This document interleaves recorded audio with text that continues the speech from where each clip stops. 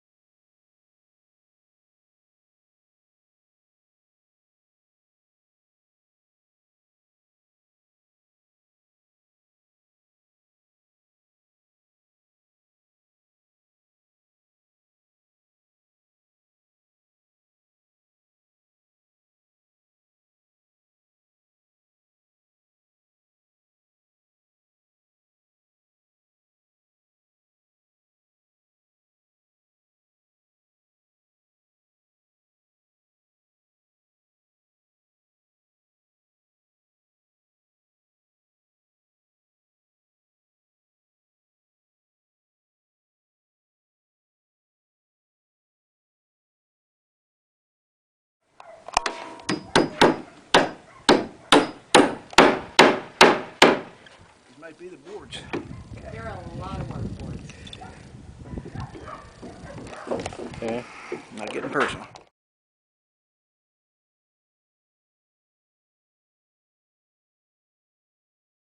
Doesn't seem like it's hitting anything.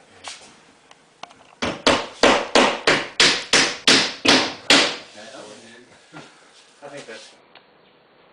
Okay, it's the 27th of December. We've hung the sheetrock on Joe's house last week and started taping the end of last week. And now we're taping all the joints, and this is the last little bit of ceiling joint, and then I've got to do the wall corners and second coat it. By Tuesday we should spray the texture on this and be ready to paint the interior walls upstairs and down. After we get that done, we go in the shop and start milling the material for Joe's interior doors and front door, and start building all his cabinets. So we've got another 5 weeks left to go, and it's going to be touch and go, but I think we're going to have it done by the end of January.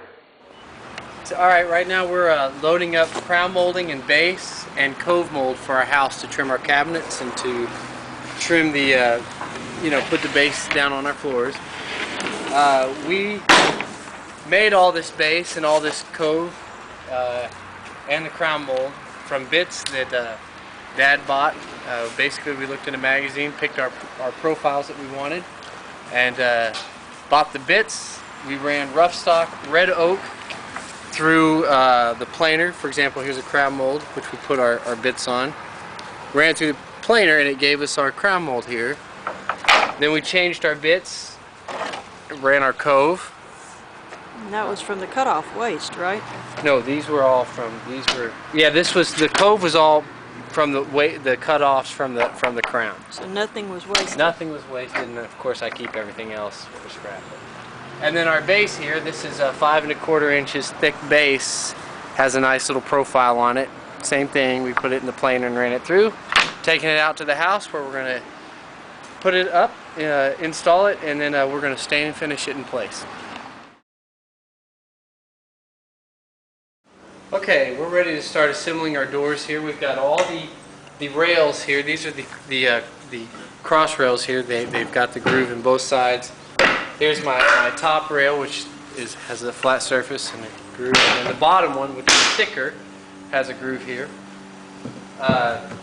So what we're going to do is we're going to put glue on these tenons here, put them in here, and put a generous amount of glue here and here so that the rails adhere.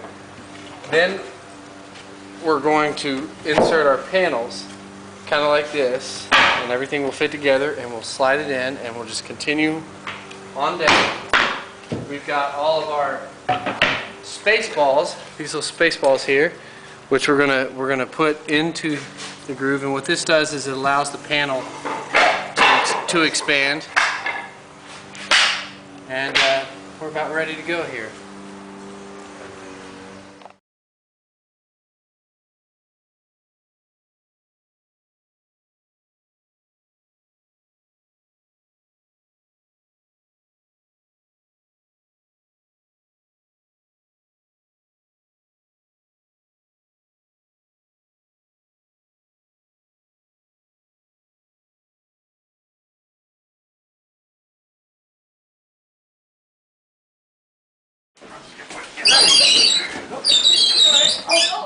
That's okay. Pull it straight.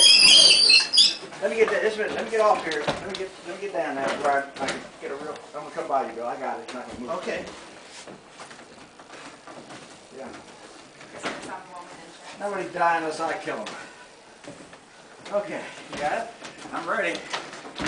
Ready? Okay. Let's go again. Let's go.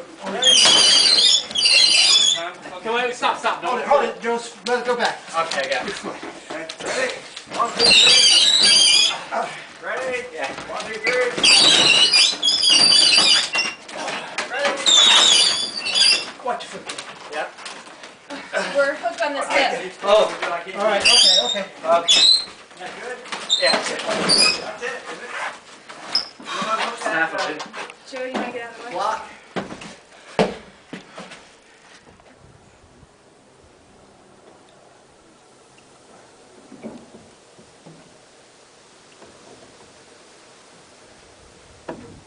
Got the ratchet. I got it right here. I got a mark.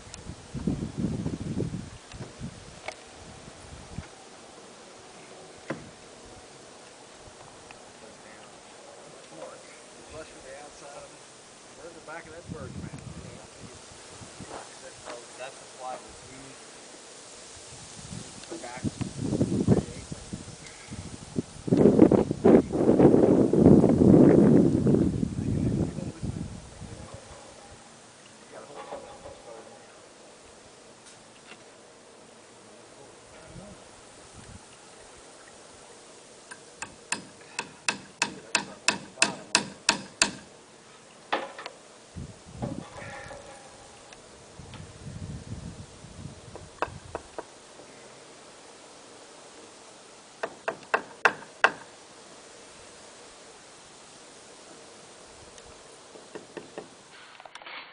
Hi, it's about January 12th here.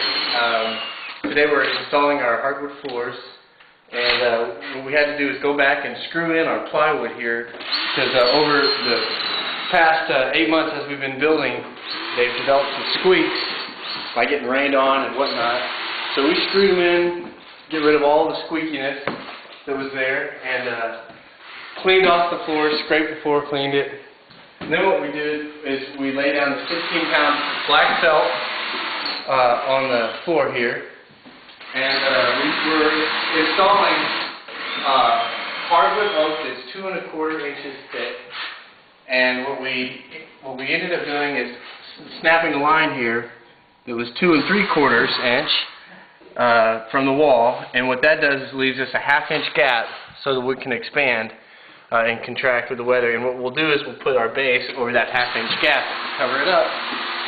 And in order for us to get started today, what we're having to do is pre-drill our hardwood floors and nail finish nails in the tongue and grooves.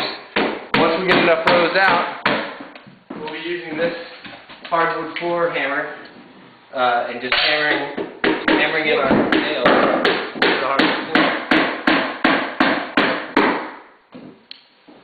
We'll also be using the chop saw. The material. Oh, material we're using is